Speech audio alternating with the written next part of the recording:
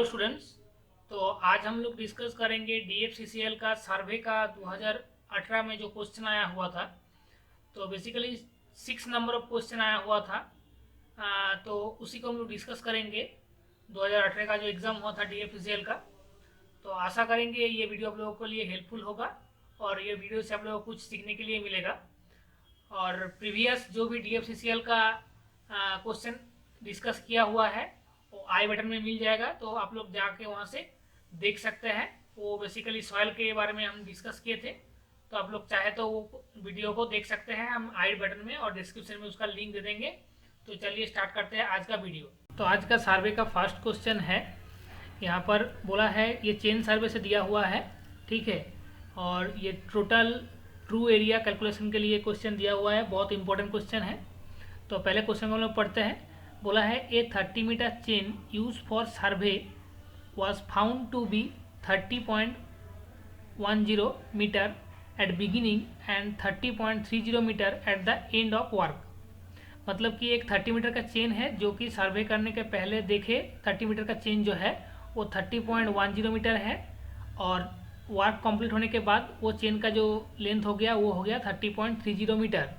इसके बाद क्या बोल रहा है, the area of the plane draw in a scale of 1 centimetre equals to 8 metre. तो जो एरिया है उसको 1 सेंटीमीटर को 8 मीटर के हिसाब से पकड़ के मेज़र किया गया है। was measured with the help of planimeter and was found be 42.50 square centimeter. What will be the true area of the field? तो यहाँ पर बोला है कि एक 30 मीटर का चेन था, जो चेन को सर्वे करने से पहले उसका लेंथ था 30.10, और सर्वे करने के बाद उसका लेंथ हो गया है बढ़ के 30.30। तो इसके बाद बोला है कि जो प्लेन है वो plane 1 centimetre equals to 8 metre के हिसाब से वो प्लेन को पकड़ा है, और प्लेनीमीटर से जब मेजर किया है तो एक्चुअल जो एरिया है वो मिला है 42.50 स्क्वायर सेंटीमीटर। तो एक्चुअल ट्रू एरिया कितना है? तो ये क्वेश्चन डिस्कस करने से पहले और एक शॉर्ट क्वेश्चन यहाँ से आ जाता है, उसको हम लोग डिस्कस करते हैं। यहाँ पर प्लेनीमीटर जो है, तो प्लेनीमीटर क्या होता है? प्लेनीमीटर कोई छोटा एरिया जो होगा, छोटा एरिया का जो हम लोग आइडेंटिफाई करते हैं ना, तो छोटा एरिया का जो कैलकुलेशंस होता है, एरिया आइडेंटिफाई करने का जो प्रोसीड्योर है उसको हम लोग करते हैं प्लेनीमीटर से। बड़ा एरिया है तो हम लोग इजीली उसको कैलकुलेट कर से निकल सकते हैं, मगर जो कोई छोटा एरिया है तो उसको निकालने के लिए हमारा जो प्लेनीमीटर है वो काम में आता है। तो बेसिकली प्लेनीमीटर से एरिया फाउंड किया जाता है। तो इसके बाद इसको कैसे करेंगे? तो इसको करने का हम लोग का जो फॉर्मूला है हम लोग जानते हैं, उसका फॉर्मूला होता है corrected area equals to wrong scale divided by corrected scale whole square into measured area. तो यहाँ पर देखिए, यहाँ पर जो चेन है ये 2 बार चेंज हुआ है, तो 30.10 और 30.30, तो दोनों का एवरेज करेंगे। एवरेज करने के बाद जो हम लोग का एक्चुअल होगा वो होगा रॉन्ग स्केल। रॉन्ग स्केल ये हो गया, तो wrong scale divided by actual scale, मतलब जितना आएगा 30.20 के आसपास आएगा, डिवाइडेड बाय 30 उसका होल स्क्वायर इनटू 42.50। तो इसमें आप लोग का वैल्यू आएगा सेंटीमीटर में, मगर आपको बोला है कि 8 जो आपको बोला है स्क्वायर सेंटीमीटर में करने के लिए, यहाँ पर सेंटीमीटर इक्वल्स टू 8 है। तो हम लोग क्या करेंगे, ये 8 को 2 बार गुना करेंगे तो हमारा जो एक्चुअल आंसर हो जाएगा वो आ जाएगा मेरा ऑप्शन सी। यहाँ पर स्क्वायर सेंटीमीटर है, यहाँ पर इसको ध्यान में रखना है। तो मेरा ऑप्शन सी मेरा जो होगा वो करेक्ट आंसर हो जाएगा। हम डिस्क्रिप्शन में इसका पीडीएफ लिंक दे देंगे, आप लोग देख सकते हैं उसको। नेक्स्ट क्वेश्चन हम लोग देखेंगे। तो नेक्स्ट क्वेश्चन बोला है कि ये क्वेश्चन आप लोग पढ़ सकते हैं। यहाँ पर क्वेश्चन में जो दिया गया है, बोला है कि 2 लॉन्ग डिस्टेंस के अंदर स्टेशन है, तो उस कंडीशन में हम लोग जब स्टेशन बहुत लॉन्ग डिस्टेंस में रहता है, स्टेशन है उसको शिफ्ट नहीं करा सकते, तो उस कंडीशन में हम लोग कौन सा लेवलिंग यूज़ करते हैं? तो वो होता है रेसिप्रोकल लेवलिंग। तो हम लोग एक एक करके इसका डेफिनेशन देखेंगे। तो कौन सा पहले हम लोग देखते हैं डिफरेंशियल लेवलिंग किसको बोलते हैं। तो डिफरेंशियल लेवलिंग क्या है? It is a levelling when point are suitable quite apart इसका मीनिंग क्या है? डिफरेंशियल लेवलिंग मतलब जब दो स्टेशन का डिस्टेंस एक पर्टिकुलर रेंज के अंदर रहता है तब उसको हम लोग बोलते हैं डिफरेंशियल लेवलिंग। डिफरेंशियल लेवलिंग को कॉम्पाउंड लेवलिंग भी बोला जाता है। तो यहाँ पर डिफरेंशियल लेवलिंग या कॉम्पाउंड लेवल भी हम लोग बोल सकते हैं।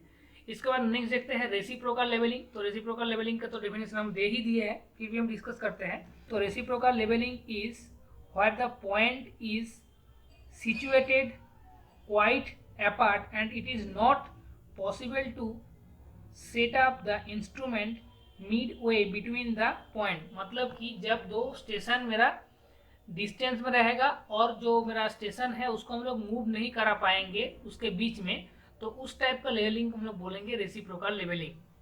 ठीक है। इसके बाद भी हम लोगों का और भी लेवलिंग होता है। चेक लेवलिंग होता है, प्रोफाइल लेवलिंग होता है, फ्लाई लेवलिंग होता है, क्रॉस सेक्शन लेवलिंग होता है और प्रीसाइज लेवलिंग होता है। तो यहाँ पर जो प्रीसाइज लेवलिंग है ये हाईली एक्यूरेसी के लिए हम लोग यूज करते हैं। जहाँ पर हमको हाईली एक्यूरेसी चाहिए उस जगह में हम लोग प्रीसाइज लेवलिंग करते हैं।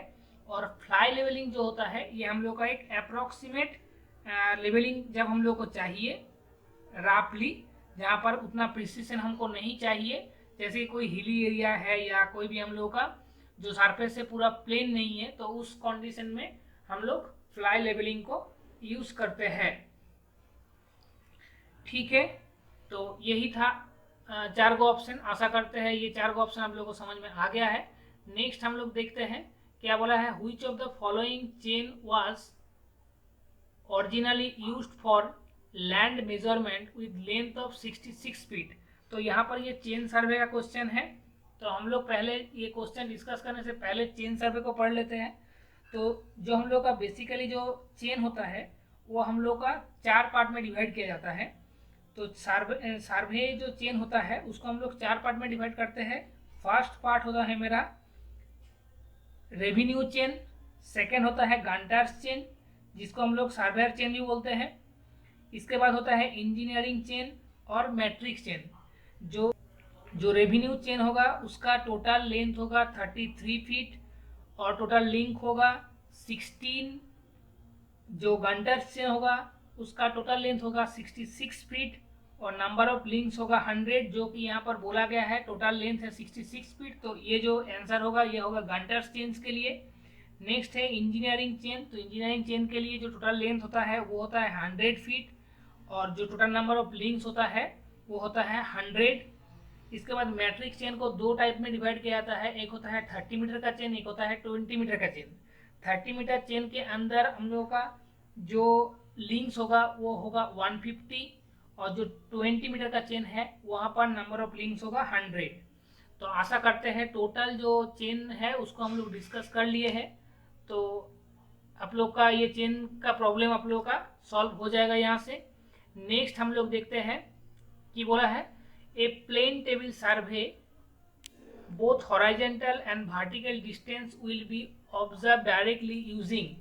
तो हम लोग जो भी एलाइडेड यूज करते हैं प्लेन टेबल में तो उससे ही हम लोग वर्टिकल और हॉरिजॉन्टल डिस्टेंस को ड्रॉ करते हैं प्लेन टेबल के ऊपर। तो उसके लिए हम लोग एलाइडेड, यहाँ पर प्लेन एलाइडेड और टेलीस्कोपिक एलाइडेड में हम लोग का कॉन्फ्यूजन नहीं होना चाहिए।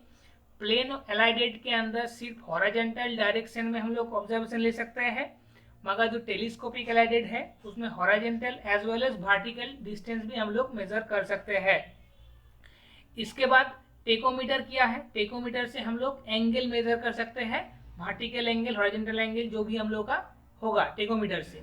और प्लम्ब क्या है? प्लम्ब सेंटरिंग करने के लिए काम में हम लोग का यूज किया जाता है। तो इसका जो हम लोग का करेक्ट आंसर हो जाएगा वो टेलीस्कोपिक एलाइडेड हो जाएगा। नेक्स्ट क्वेश्चन हम लोग देखते हैं। नेक्स्ट क्वेश्चन बोला है which is the main object providing tie line in chain सर्वे। तो यहाँ पर जो टाई लाइन है उसका मेन फंक्शन क्या है? तो यहाँ पर आप लोग क्लियर करके आप लोगों को जो लीनियर मेजरमेंट है सर्वे का उसको आप लोगों को डिटेल्स में पढ़ना है। तो वहाँ से आप लोगों को पता चलेगा। पहले इसका आंसर बोलते हैं। तो इसका फर्स्ट जो ऑप्शन है यही इसका करेक्ट आंसर हो जाएगा, to take the details of the nearby object. तो जो टाई लाइन है, टाई लाइन में क्या होता है, उसका नज़दीक का जो भी ऑब्जेक्ट है उसका डिटेल्स को लेने के लिए, ऑब्जेक्ट पकड़ने के लिए हम लोग क्या करते हैं, हम लोग टाई लाइन को ड्रॉ करते हैं नियरेस्ट ऑब्जेक्ट को पकड़ने के लिए। तो यहाँ पर जो आप लोग का लेआउट ऑफ सर्वे एरिया है, वहाँ पर आप लोग का कुछ कुछ चीज़ पढ़ना होता है, जैसे कि मेन स्टेशन क्या है, बेस लाइन क्या है, मेन सर्वे लाइन क्या है, टाई स्टेशन क्या है, टाई लाइन क्या है, चेक लाइन क्या है और ऑफसेट क्या है। तो यहाँ से सबसे क्वेश्चन ज़्यादा पूछा जाता है आप लोगों का चेक लाइन। तो चेक लाइन हम लोग यूज़ करते हैं टू एक्यूरेसी डिटरमाइन करने के लिए, कोई भी सर्वे फील्ड के अंदर एक्यूरेसी कितना है उसको डिटरमाइन करने के लिए हम लोग चेक लाइन को यूज़ करते हैं। टाई लाइन किस में यूज़ करते हैं, जो यहाँ पर पूछा गया है, तो नियरेस्ट ऑब्जेक्ट को डिटरमाइन करने के लिए कितना उसके अंदर, उसका बीच में कितना नियरेस्ट ऑब्जेक्ट है, जिसके कारण मेरा जो सर्वे वर्क है वो प्रॉपरली एरर फ्री होगा। तो उसको डिटरमाइन करने के लिए, नियरेस्ट जो ऑब्जेक्ट है उसको डिटरमाइन करने के लिए हम लोग टाई लाइन करते हैं।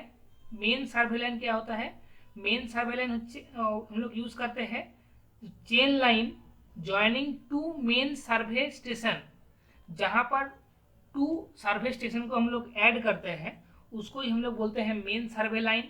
बेस लाइन क्या होता है, सबसे longest line of the chain survey, हम लोग उसको बोलते हैं बेस लाइन। और मेन स्टेशन क्या है, जो दो साइड को मीट कराता है। It is a point in chain survey where two sides of triangle are meet. तो दो ट्राइंगल जब आके एक जगह में मीट होता है उसको हम लोग, मतलब एक पर्टिकुलर पॉइंट को ही हम लोग बोलते हैं मेन स्टेशन। तो ये जो हम डिस्कस किए इसको आप लोगों को रीड करना है, हम डिस्क्रिप्शन में नोट डाउन कर देंगे कि कौन कौन सा आप लोगों को पढ़ना है और कौन कौन सा रेस्पेक्ट में उसको लेना होगा। नेक्स्ट और आज का लास्ट क्वेश्चन है the principal of plane surveying. तो यहाँ पर क्वेश्चन बहुत इंपॉर्टेंट है ये। तो यहाँ पर जो क्वेश्चन है, जो बोला है कि सर्वे का मेन प्रिंसिपल क्या है, तो सर्वे का मेन प्रिंसिपल होता है होल टू पार्ट। यहाँ पर बाकी सब भी है, पार्ट टू होल, ये सब हम लोग को जानना नहीं है। एक्चुअल करेक्ट आंसर है होल टू पार्ट। अभी ये होल टू पार्ट क्यों बोला जाता है उसको हम लोग डिस्कस करते हैं। होल टू पार्ट इसी कारण से होता है क्योंकि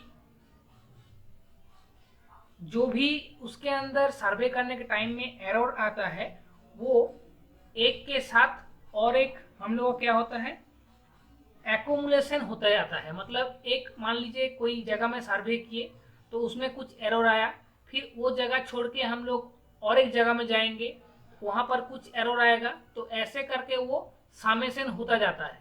तो उसी कारण से हम लोग जो भी टोटल होल होगा, जगह होगा, उसका जगह को हम लोग सर्वे करते हैं, जो कि ये टोटल जो एडिशनल जो एरर है इसको रिड्यूस करना हम लोग का पड़ता है।